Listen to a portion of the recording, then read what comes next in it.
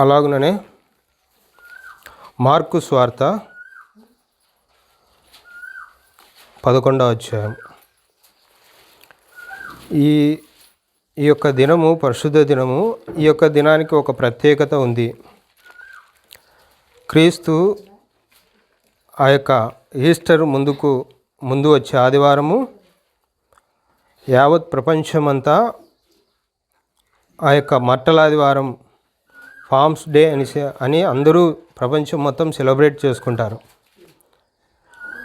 ఆ దినాన్ని కూడా మనం ఈ పరిశుద్ధ దినమందు ఈ యొక్క మట్టల ఆదివారంలో దేవుడు మనల్ని ప్రవేశపెడుతూ వచ్చాడు గనుక మనము ఆయనను ఆరాధించవలసినటువంటి వారముగా ఉన్నాము. గనుక ఈ యొక్క మట్టలాదివారం యొక్క ప్రత్యేకత ఏంటి అని కొన్ని మాటలు నేను మీతో పంచుకోవాలని ఆశపడుతూ ఉంటున్నాను. యేసుక్రీస్తు ప్రభుల వారు ఆ యొక్క యెరూషలేమునకు 11 సార్లు వెళ్ళినటువంటిదిగా మనం బైబిల్ గ్రంథంలో చాలా చోట్ల గ్రంథస్థం చేయబడి ఉంది. అయితే వెళ్ళినటువంటి ప్రతిసారి వెళుతున్నాడు, వస్తున్నాడు. అయితే ఈ యొక్క 11వసారి వెళ్ళినప్పుడు ఆయన ఒక రాజుగా ఆ యొక్క జనులు ఆయనను స్తుతించి రాజు వస్తున్నాడని చెప్పేసి ఆయనను మహిమపరుస్తూ తీసుకొని వెళ్ళినటువంటి వారుగా మనం చూస్తూ ఉంటున్నాం. ఆ విషయము మనం మార్కు సువార్త 11వ అధ్యాయం మొదటి నుంచి కొన్ని వచనాలు మనం చదువుకున్నట్లయితే ఆ యొక్క యేసుక్రీస్తు ప్రభుల వారు ఆ యొక్క యెరూషలేమునకు వెళ్ళేటువంటి ఆ యొక్క మార్గం గుండా ప్రయాణిస్తున్నప్పుడు ఆయన తన శిష్యులతో చెప్పబడినటువంటి మాటలు మనం గమనిస్తాము. రండి యొక్క మార్కు సువార్త 11వ అధ్యాయము మొదటి నుంచి చదువుకుందాము. వారు యెరూషలేమునకు సమీపించి ఒలీవల కొండ దగ్గరనున్న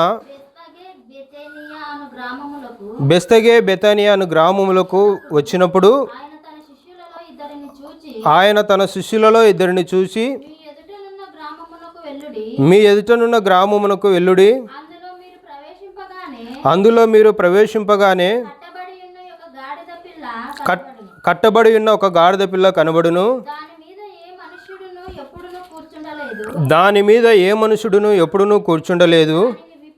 దానిని విప్పి తోలుకొని రండి. ఎవడైనను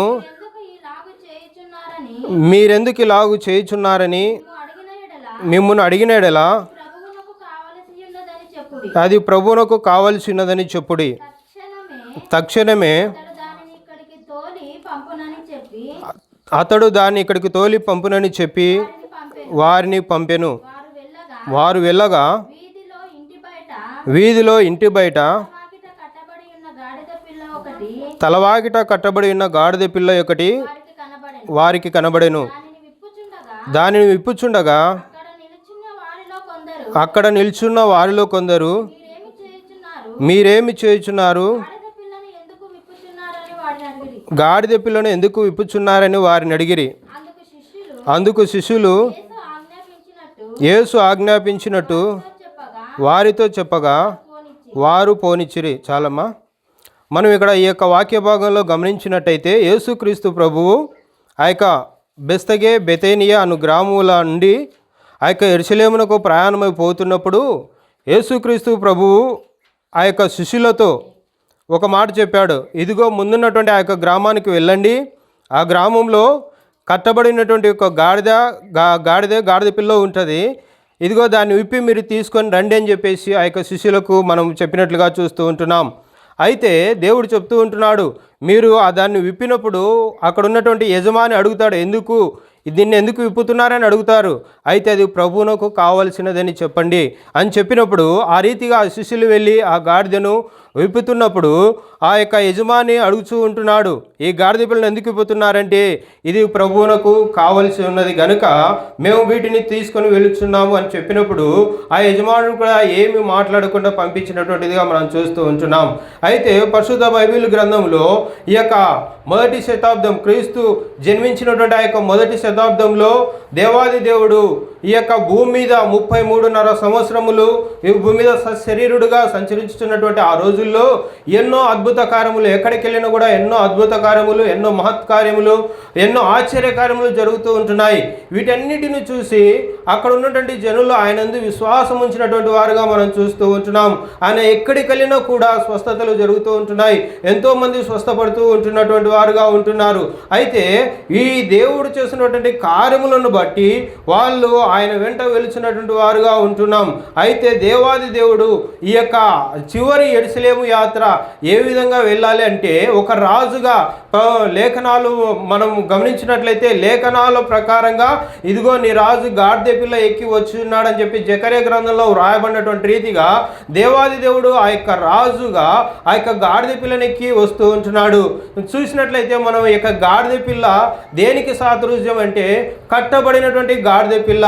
మన జీవితాల్లో మనం చూసినట్లయితే కట్టబడినటువంటి స్థితి, మన జీవితాల్లో మనం చూసినట్లయితే ఎన్నో రకాలుగా ఇబ్బందులు, ఇరుకుల్లో ఉన్నటువంటి స్థితి, ఇదిగో ఆ కట్టబడినటువంటి గాడిద పిల్ల వలె ఉన్నటువంటి మన స్థితిని దేవుడు చూసి దేవాది దేవుడు ఈ యొక్క మన పాపముల నుండి, మన కట్ల నుండి విడిపించేటువంటి వాడుగా ఉంటూ వచ్చాడు. గనుక ఈ ఉదయకాల సమయంలో మనం దేవుణ్ణి ఆరాధించవలసినటువంటి వారం, ఎంతైనటువంటి వారంగా ఉంటున్నాం.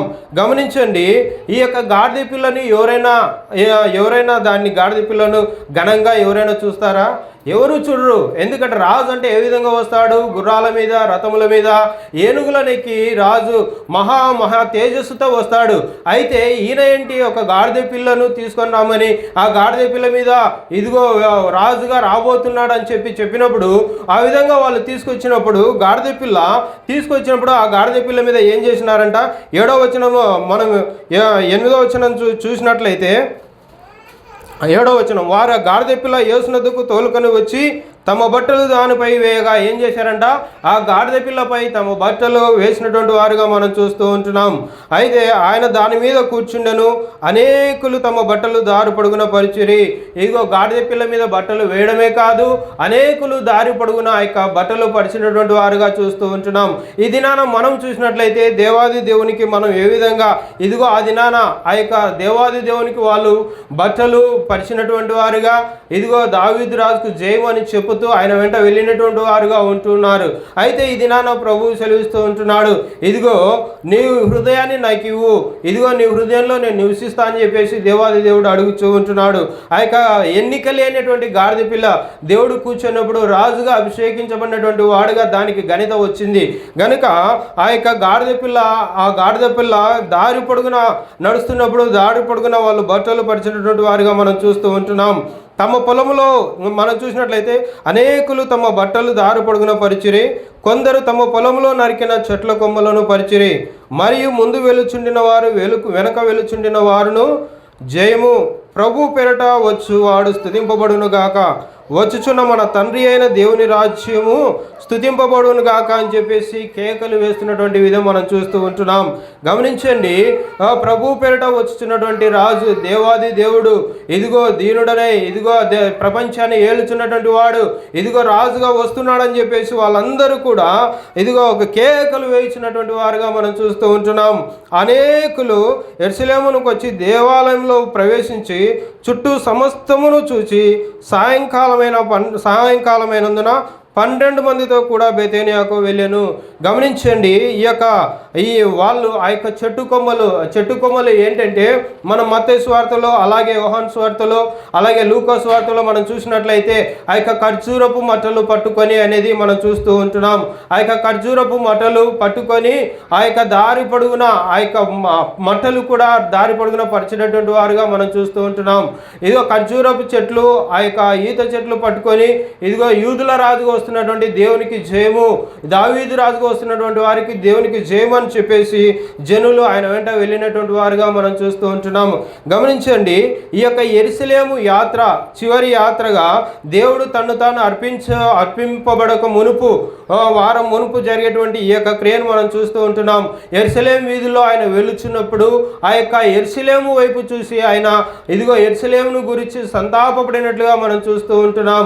యెరూషలేము వైపు చూసి ఆ యొక్క సియోను పర్వతమును చూసి సంతాపపడినటువంటిదిగా మనం చూస్తూ ఉంటున్నాం.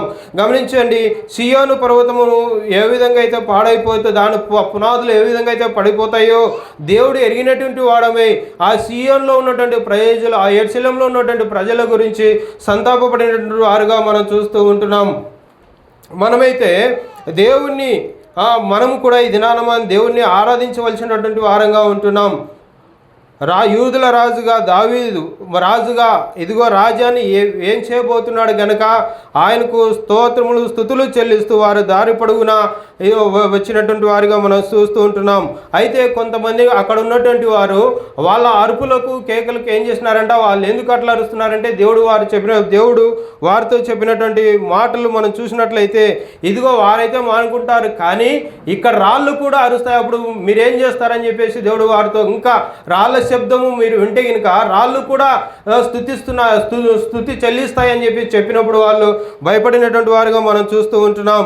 ఇదిగో ఈ విధంగా అంజూరపు చెట్టు కొమ్మలను పరిచినటువంటి దారి పొడుగున పరిచినటువంటి రీతిని బట్టి దేవుణ్ణి మనం ఈ రీతిగా మనం ఆరాధించవలసినటువంటి వారంగా ఉంటున్నాం. గమనించండి, అంజూరపు చెట్టు కొమ్మలు, ఎందుకంటే అంజూరపు చెట్టు ఆ యొక్క నీతిమంతులను గురించి పోలినటువంటిదిగా ఉంటున్నాం. మనం పరిశుద్ధ బైబిల్ గ్రంథంలో కీర్తనల గ్రంథం 92వ అధ్యాయము 12వ వచనం చూసినట్లయితే, కీర్తనల గ్రంథం 92:12వ వచనం, నీతిమంతులు ఖర్జూర వృక్షం వలె మువ్వవేయుదురు, లెబోనాను మీది దేవదారు వృక్షం వలె వారు ఎదుగుదురు. ఈ ఖర్జూరపు చెట్టుకు అంత విలువ ఉంటున్నది. ఖర్జూరపు చెట్లు, ఆ యొక్క ఈత చెట్లు అనేది చాలా విలువ కలిగే ఖర్జూరపు చెట్లు మనం ఈ దినాన మనం చూసినట్లయితే ఇక్కడైతే మనకు తక్కువగా ఉంటున్నాయి కాబట్టి, కానీ అక్కడ ఆ యొక్క వేరే దేశంలో అయితే ఎక్కువగా ఈ యొక్క ఈత చెట్ల పట్టణం అంటే ఆ ఖర్జూర చెట్ల పట్టణం అని మనం చూస్తూ ఉంటున్నాం. కనుక ఆ యొక్క ఖర్జూరపు చెట్టు ఎటువంటిదంటే ఆ యొక్క వేళ్ళు ఎట్లుంటాయంట, చుట్టూ అక్కడే ఉంటాయంట, ఎక్కడికి పోవు. చెట్టు ఎక్కడైతే ఉంటుందో పైన ఏ విధంగా అయితే చెట్టు ఉంటుందో కింద కూడా వేర్లు అక్కడే ఉంటాయంట. ఆ విధంగా నీతిమంతులు ఆ యొక్క ఖర్జూరపు చెట్టును పోలినటువంటి వారిగా దేవుడు బైబిల్ గ్రంథంలో గ్రంథస్థం చేయబడుతూ వచ్చారు. నీతిమంతులు ఖర్జూరపు చెట్టు వలె మువ్వవేయిచు ఎదుగుతూ ఉంటారంట. ఆ యొక్క మనం కొన్ని చెట్లను చూసినట్లయితే చెట్టు అయితే మన ఆవరణలో ఉంటుంది, కానీ కొమ్మలైతే మన ఆవరణము దాటి అవతలిగా ఉంటాయి. కొన్ని చెట్లయితే మన చెట్టు వేళ్ళు అయితే మన ఆవరణంలో ఉంటాయి, కొన్ని చెట్టు వేళ్ళు అయితే మన ఇల్లు దాటి వేరే ఆవరణంలో కూడా వేళ్ళు ఉంటాయి. అయితే ఖర్జూరపు చెట్టుకు అటువంటి స్థితి ఉండదు. ఖర్జూరపు చెట్టు ఏ స్థితిలో అయితే ఎక్కడైతే ఉంటుందో అక్కడ మాత్రమే చుట్టూ వేళ్ళుని అక్కడే ఉంటుంది. కనుక నీతిమంతులు కదల్చబడకుండా ఉందురు, వారు ఖర్జూరపు చెట్టు వలె ఉందురు అని చెప్పేసి పరిశుద్ధ బైబిల్ గ్రంథంలో వ్రాయబడుతూ వచ్చినది. అందుకే ఖర్జూరపు చెట్లకు అంత విలువ ఇచ్చినటువంటిదిగా మనం చూస్తూ ఉంటున్నాం. ఖర్జూరపు చెట్లు కొమ్మలు వాళ్ళు దారి వెంట పరుస్తూ వచ్చినటువంటి వారుగా మనం చూస్తూ ఉంటున్నాం. మనం గమనించినట్లయితే దేవాది దేవుడు ఆ యొక్క యెరూషలేము చివరి యాత్రకు వెళ్ళినప్పుడు, అక్కడ దేవాలయంలోనికి ప్రవేశించినప్పుడు, అక్కడ దేవాలయమును దొంగల గుహగా అంటే కొన్ని వ్యాపార సంస్థలుగా చేసినటువంటి వారిగా మనం చూస్తూ ఉంటున్నాం. ఆ యొక్క దేవాలయంలోనికి వెళ్ళినప్పుడు దేవుడు వారి మీద అక్కడ రూకలు మార్చు వారిని, గువ్వలమ్మటువంటి వారిని, వారందరినీ చూసి కొన్ని తాళ్ళు తీసుకొని ఆ యొక్క కొరడా చేసి వాళ్ళందరినీ కూడా అక్కడి నుంచి వెళ్ళగొట్టినటువంటి వారిగా మనం చూస్తూ ఉంటున్నాం. కనుక మనం గమనించినట్లయితే ఆ యొక్క దేవుని మందిరానికి వచ్చినప్పుడు మనం ఏ విధంగా ఉండాలి, దేవుణ్ణి ఏ విధంగా ఆరాధించాలి, దేవుడు పరిశుద్ధుడు కనుక మనం కూడా పరిశుద్ధత కలిగి ఆయన్ను ఆరాధించవలసినటువంటి వారం ఎంతైనా ఉన్నాం. కనుక మనం యొక్క 95వ కీర్తనలో మనం చూసినట్లయితే, రండి యెహోవాను గూర్చి ఉత్సాహధ్వని చేయుదము, మన రక్షణ దుర్గమును బట్టి సంతోషగానము చేయుదము. ఎందుకంటే మన దేవాది దేవుడు, రక్షణకర్త అయినటువంటి దేవుడు మనకు ఉన్నాడు కనుక ఆయనను బట్టి సంతోషగానము చేయదము. కృతజ్ఞతాస్తుతులతో ఏం చేయాలంట, ఆయనను కృతజ్ఞతాస్తుతులతో ఆయన సన్నిధికి చేరాలి. కీర్తనలు పాడుచు ఆయన పేరిట సంతోషగానము చేయవలసినటువంటి వారంగా ఉంటున్నాం. ఎందుకంటే దేవతలందరికీ పైన ఆయన మహాత్మ్యం కలిగిన మహారాజు, భూరాజులకెల్లా అధిపతి, రాజుల రాజు, మహోన్నతులైన దేవుడు గనక ఆయన భూరాజులకెల్లా అధిపతి. భూమి అగాధ స్థలములలో ఆయన చేతిలో ఉన్నవంట. భూమి అగాధ స్థలములు ఆయన చేతిలో, భూమి ఆకాశములను ఆయన సృజించినటువంటి వాడు. ఇది భూమి నిరాకారంగా ఉన్నప్పుడు వాటికి ఆకారం కలుగజేసినటువంటి దేవుడు. ఈ భూమి నీళ్లతో నిండి ఉండినప్పుడు వాటిని ఒక పక్క కూర్చి భూమిగా ఆరిన నేలగా మారుతూ వచ్చినటువంటి దేవుడు. భూమి మీద సమస్త జీవరాశిని నోటి మాట చేత సృష్టించినటువంటి సృష్టికర్త మన గొప్ప దేవుడు. అయితే ఈ యొక్క సృష్టికర్తను మనం ఈ ఉదయకాల సమయంలో ఆరాధించవలసిన వారం మనం ఎంతైనా ఆరాధించబద్దులమై ఉంటున్నాం. అయితే మనం కీర్తనల గ్రంథం 104వ అధ్యాయంలో మనం చూసినట్లయితే ఆయన రాజుగా ఏ విధంగా ఉంటున్నాడు, భూమిని ఆయన ఏ విధంగా చేసుకొని ఉంటున్నాడు, ఆకాశమును ఏ విధంగా చేసుకొని ఉంటున్నాడు, ఆయన ఈ భూమికి ఏ విధంగా వస్తున్నాడో మనకు రెండు మాటలు గమనిద్దాం. కీర్తనల గ్రంథం 104వ అధ్యాయం మొదటి నుంచి కొన్ని వచనాలు చదువుకుందాం. నా ప్రాణమా యెహోవాను సన్నుతించుము, యెహోవా నా దేవా నీవు అధిక ఘనత వహించిన వాడవు. చూసాం, మనం గమనించినట్టయితే దేవుడు ఏం చేసినట్ట అధిక ఘనత వహించినటువంటి వాడుగా ఉంటున్నాడు. గనుక మనము ఆయన ఘనతను బట్టి మనం ఆరాధించవలసినటువంటి వారంగా ఉంటున్నాం. అలాగనే నీవు మహాత్మ్యమును ప్రభావమును ఏం చేసినట్ట ధరించుకొని ఉన్నావు. వస్త్రము వలె వెలుగును నీవు కప్పుకొని ఉన్నావు. తెరను పరిచినట్టు ఆకాశ విశాలమును నీవు ఏం చేసినాడంట తెరను పరిచినట్లు, ఒక చాప పరిచినట్టు ఆకాశ విశాలమును నీవు పరిచి ఉన్నావు. జలములలో ఆయన తన గదుల దూలము, ఆయన గదులు ఎక్కడున్నాయంట, గదుల దూలాలు ఎక్కడున్నాయంట, జలములలో ఆయన గదుల దూలములను వేసి ఉన్నాడు. మేఘములను తనకు వాహనముగా చేసుకొని గాలి రెక్కల మీద గమనము చేయుచున్నాడు. గమనించినట్లయితే ఏంటంట ఆయన వాహనాలు ఏమంట మేఘములు తనకు వాహనముగా చేసుకొని, గాలి రెక్కలు, గాలి ఆయనకు రెక్కలుగా ఉంటున్నాయి, గాలి రెక్కల మీద గమనము చేయుచు ఉన్నాడు. 4వ వచనం, వాయువులను తనకు దూతలుగాను అగ్ని జ్వాలను, ఇక్కడ మనం గమనించినట్లయితే వాయువులను తనకు దూతలుగా చేసుకొని అగ్ని జ్వాలలను ఏం చేస్తుంటే ఆయనకు పరిచారకులుగా ఉన్నారంట. ఎవరు? అగ్ని జ్వాలలు పరిచారకులుగా చేసుకొని పరిచారకులుగా ఆయన చేసుకొని ఉన్నాడు. భూమి ఎన్నటికీ కదలింపబడకుండానట్లు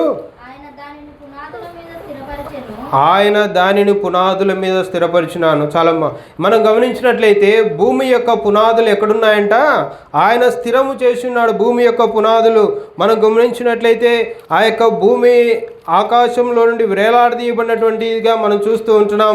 దాని యొక్క పునాదులు ఏం చేసినాడంట ఆయన కదలకుండా స్థిరంగా ఉంచుతూ వచ్చాడంట. వాయు మేఘం మీద తనకు వాహనంగా చేసుకొని రాబోతూ ఉంటున్నాడు. గాలి రెక్కల మీద గమనము చేస్తూ వస్తున్నాడు. గనుక ఈ మహా దేవుణ్ణి మనము అటువంటి దేవుణ్ణి కలిగినటువంటి వారం మనం ఎంతో ధన్యులము. గనుక ఈ యొక్క ఉదయకాల సమయంలో ఆ యొక్క దేవాది దేవుణ్ణి ఆరాధించవలసినటువంటి వారంగా ఉంటున్నాం. మనం గమనించినట్లయితే ఆ యొక్క మనం గమనించినట్లయితే ఆ దేవుడు ఆ యొక్క యెరూషలేమునకు వెలుచున్నప్పుడు దారి పొడుగున ఎంతోమంది ఆయన్ని ఆరాధిస్తున్నటువంటి వారుగా దావీదు రాజుకు జయము జయము అని చెప్పేసి వాళ్ళు స్తుతించినటువంటిదిగా ఆయన ఆరాధించినటువంటి వారుగా, ఆయనను మహిమపరిచినటువంటి వారుగా మనం చూస్తూ ఉంటున్నాం. సర్వోన్నతమైన స్థలములలో దేవునికి జయము అని చెప్పేసి వాళ్ళు చెబుతూ ఉన్నటువంటి వారుగా మనం చూస్తూ ఉంటున్నాం. గమనించండి ప్రియ దేవుని బిడ్డలారా, మనము కూడా దేవుని సన్నిధికి వచ్చినప్పుడు మనం పరిశుద్ధత కలిగి జీవించాలి. మనకు కొన్ని ఆటంకాలు, కొన్ని శ్రమలు కొన్ని వచ్చినప్పుడు మనం పడిపోతూ ఉంటాం. దేవుణ్ణి ఆరాధించలేనటువంటి స్థితిలోకి మనం వెళ్ళిపోతాం. అయితే దేవుడు ఒక సమయంలో నిన్ను దర్శించబోతున్నాడు. ఒక తగిన సమయం అనేది నీకు ఏర్పాటు చేసి ఉంటున్నాడు. ఆ తగిన సమయంలో నువ్వు ఓర్చుకొని దేవుని సన్నిధిలో కాచుకొని ఉన్నప్పుడు ఆయన తప్పకుండా నీకు సమాధానము, జవాబు దయచేసే దేవుడుగా ఉంటున్నాడు. గనుక ఇదిగో ఆ యొక్క దేవుణ్ణి, ఆ యొక్క ఘనత లేనటువంటి ఆ యొక్క గాడిద పిల్లకు ఘనత వహించినటువంటి దేవుడు ఇదిగో మనకు కూడా మట్టితో సమానమైన మనలో కూడా మనుషులుగా సృజించినటువంటి దేవుడు, గొప్ప దేవుడు. తన పోలిక చొప్పున, తన స్వరూపము చొప్పున ఇది ఏర్పాటు చేసుకొని మనకు జీవవాయువుది మనుషుగా జీవింపజేసినటువంటి దేవుణ్ణి మనం ఈ దినాన ఆరాధించవలసినటువంటి వారంగా ఉంటున్నాం. గనుక ఈ ఉదయకాల సమయంలో దేవుడు చేసిన మేలులను, ఆయన చేసినటువంటి ఆ యొక్క మహిమలను బట్టి మనం దేవుణ్ణి ఆరాధించవలసినటువంటి వారంగా ఉంటున్నాం. అయితే మనం బెతేనియా గ్రామం నుండి ప్రయాణం చేస్తున్నప్పుడు అంతకు ముందు 3 రోజులు ఆ యొక్క మనం గమనించినట్లయితే లాజరు ఇంట్లో దేవుడు ఉన్నటువంటిదిగా మనం చూస్తూ ఉంటున్నాం. దేవుడు మరియమ్మ లాజరు వాళ్ళ ఇంట్లో ఉండినటువంటి వారుగా మనం చూస్తూ ఉంటున్నాం. దేవుడు లాజరును బ్రతికించినటువంటి వాడుగా మనం చూస్తూ ఉంటున్నాం. తిరిగి ఆయనను ప్రాణం పోసినటువంటి వాడుగా మనం లాజరుకు తిరిగి జీవమును ఇచ్చినటువంటి వాడుగా మనం చూస్తూ ఉంటున్నాం. కట్టబడిన స్థితిలో, సమాధి చేయబడిన స్థితిలో ఉన్నప్పుడు దేవుడు లాజరును బ్రతికించినటువంటి స్థితిని మనం చూస్తూ ఉంటున్నాం. గనుక ఆ రీతిగా మనము చనిపోయిన స్థితిలో ఉంటున్నాం, పాడైపోయిన స్థితిలో ఉంటున్నాం, అంధకార శక్తులతో నింపబడిన స్థితిలో మనం ఉంటుండగా దేవుడు తన మహాప్రేమ చేత మనల్ని రక్షించుకున్నాడు, తన స్వరక్తం ఇచ్చి మనల్ని కొన్నాడు.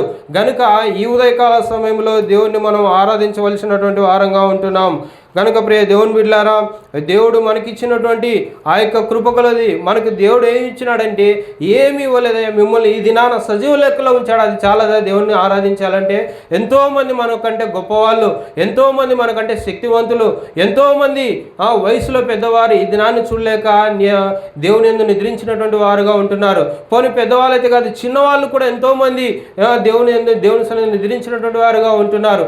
అయినప్పటికీ తన మహాప్రేమ చేత, తన కృప చేత ఈరోజు ఇదిగో ఈ ఆదివారము ఈ దేవుడు నీ సన్నిధిలో నిన్ను చేర్చినాడంటే దేవుడిని నువ్వు ఆరాధించవలసినటువంటి వారు, దేవుడిని నువ్వు ఆరాధించవలసినటువంటి వారం ఎంతైనాగా ఉంటున్నాం. గమనించండి, దేవుడు మనల్ని బ్రతికింపజేశాడు కనుక ఆయన ఆరాధించాలి. దేవుడు మనల్ని జీవింపజేసినాడు కనుక మనం ఆయన ఆరాధించాలి. దేవుడు మనకి ఇంకా ఊపిరి ఉంచాడు కనుక ఆయన ఆరాధించాలి. దేవుడు మనల్ని ఇంకా సజీవ లెక్కలో ఉంచాడు కనుక ఆయన ఆరాధించాలి. కనుక ఈ ఉదయకాల సమయంలో ఆయనను ఆరాధించవలసినటువంటి వారము మనం ఆరాధించవలసినటువంటి వారము. ప్రియ దేవుని బిడ్డలారా, ఆయనకు కృతజ్ఞతలు చెల్లించవలసినటువంటి వారము. ఆయన సన్నిధికి మనము చేరి వచ్చినటువంటి మనము సన్నిధికి వచ్చినప్పుడు మౌనంగా ఉండకుండా ఆయన చేసిన మేలులను బట్టి ఆయనను స్తుతించవలసినటువంటి వారంగా ఉంటున్నాం. కృతజ్ఞతాస్తుతులు ఆయనకు చెల్లించవలసినటువంటి వారంగా ఉంటున్నాం. ఆయన మహాదేవుడు కనుక ఆయన ఆరాధించాలి, రాజుల రాజు కనుక ఆయన ఆరాధించాలి. ప్రియ దేవుని బిడ్డలారా, భూమి అగాధ స్థలములలో ఆయన చేతిలో ఉన్నాయి. ఆయన ఏమి చెప్తే అవి ఆ విధంగా జరుగుతూ ఉంటున్నది. ఈ దినాల్లో చూసినట్లయితే ఇదిగో నువ్వు నేను ధైర్యంగా ఈ మందిరంలో చేరి ధైర్యంగా దేవుని వాక్యం వింటూ దేవుణ్ణి ఆరాధించే వారంగా, దేవుణ్ణి స్తుతించే వారంగా ఉంటున్నాం. కొన్ని ప్రాంతాల్లో అయితే పరిస్థితులు చాలా ఘోరంగా ఉంటున్నాయి. బైబిల్ పట్టుకొని బయటికి తిరగలేనటువంటి స్థితి. అయితే ఆ స్థితిలో లేకుండా దేవుడు ఈ దినాన నిన్ను నన్ను ఈ యొక్క సన్నిధిలో ఉంచాడు కనుక మనం దేవుణ్ణి ఆరాధించాలి, పరిశుద్ధత కలిగి మనం జీవించాలి.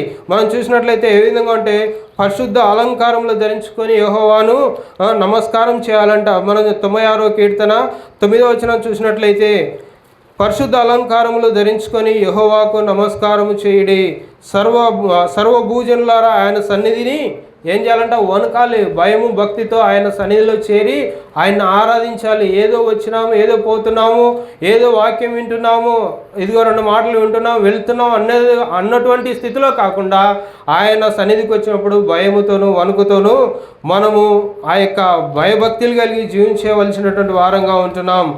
యెహోవా రాజ్యం చేయుచున్నాడు గనక ఆ యొక్క రాజ్యంలో నిన్ను నన్ను చేర్చు నిమిత్తమై తన్ను తాను కలువరి శిలువలో తన్ను తాను అర్పించుకుంటూ వచ్చాడు గనుక మన నిమిత్తమై, మనం చేసిన పాపల నిమిత్తమై, సమస్త దుర్నీతి నిమిత్తమై ఆ దేవాది దేవుడు ఏ పాపం ఎరిగినటువంటి ఏ పావనమూర్తి మన నిమిత్తమై కలువరి శిలువలో బలియాగమైతూ వచ్చాడు గనుక ఆయన చిందించినటువంటి రక్తం ద్వారా మనకు విడుదల, ఆయన చిందించినటువంటి రక్తం ద్వారా మనకు పాప విమోచన గనుక ఈ దినాన మనము ఆయనను స్తుతించవలసినటువంటి వారంగా ఉంటున్నాం. ప్రియ దేవుని బిడ్డలారా, ఈ యొక్క లేఖన భాగములు మనం గమనించినట్లయితే స్తుతి యాగ నైవేద్యం ఆయనకు సమర్పించవలసినటువంటి వారంగా ఉంటున్నాం. ఘనత ప్రభావములు ఆయనకు చెందించవలసినటువంటి వారంగా మనం ఉంటున్నాం. దేవాది దేవుని మా ఘనత ప్రభావములు ఆయన ఘనత ప్రభావములు కలిగినటువంటి దేవుడుగా ఉన్నాడు కనుక ఆయనను ఆరాధించవలసినటువంటి వారుగా ఉంటున్నాం. ఆయన పరిశుద్ధుడు కనుక పరిశుద్ధత కలిగి జీవించినప్పుడే ఆ యొక్క జీవితానికి విలువ ఉంటుంది. ఇదిగో నేను పరిశుద్ధుడని కనుక మీరు పరిశుద్ధులై ఉండడని పేతురు పత్రిక 1 పేతురు 2:14 ప్రకారంగా నేను పరిశుద్ధులైనట్లు మీరు కూడా పరిశుద్ధులై ఉండుడి, పరిశుద్ధ అలంకారం ధరించుకొని ఆరాధించవలసినటువంటి వారంగా ఉంటున్నాం. కనుక వినికిల్లో ఈ మాటలు మనం గమనించుకొని దేవుణ్ణి ఆరాధించవలసినటువంటి వారంగా ఉంటున్నాం. సజీవ లెక్కలో ఉంచినటువంటి దేవుడు, ఘనత లేనిటువంటి మన జీవితాలకి ఘనతనిచ్చినటువంటి దేవుడు గనక ఆయన్ను ఆరాధించవలసినటువంటి వారంగా ఉంటున్నాం. రండి యెహోవాను గూర్చి ఉత్సాహధ్వని చేయదము, యెహోవా సన్నిధిలో సాగిలపడి ఆయనకు నమస్కారం చేయదము, కృతజ్ఞతాస్తుతులతో ఆయన సన్నిధికి వచ్చేదము. వచ్చినటువంటి వారు వచ్చినట్లుగా ఉండకుండా ఆయన ఆరాధించేటువంటి వారంగా ఉండాలని దేవుడి ఉదయకాల సమయంలో ఆరాధన వర్తమానముగా ఇదిగో దేవుని మహాకృపను బట్టి ఈ యొక్క వాక్యము వినికిల్లో దేవుడు సహాయం చేయనుగాక.